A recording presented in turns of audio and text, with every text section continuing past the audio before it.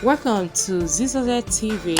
Kindly subscribe, share, and like for latest updates and news. Hold on, let him calm down. All right, sir. Excellency, first, it's a somber mood across the country. So, basically, we know why you're here, but we want you to emphasize further on why you came to pay the family condolence visit, sir.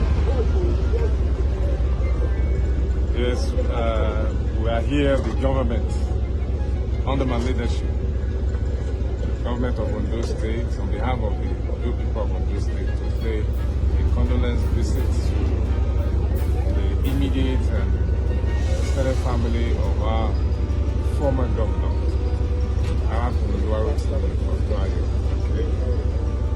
SCSU, who passed on yesterday. In his private home here in Ibadan.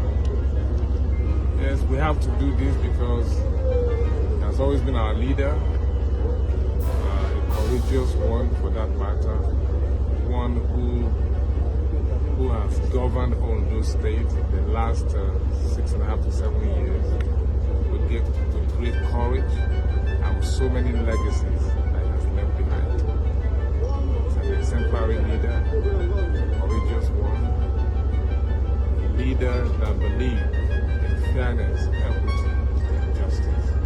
A senior advocate of Nigeria who speaks on the national issue so that adjustment and proper decision can be made concerning any issue in Nigeria.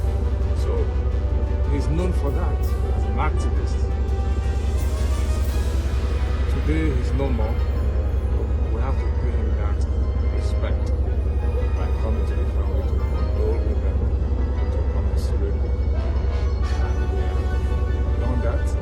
We pray that God will grant the families the fortitude to bear the irreparable loss. And for those of us that have left behind, to be able to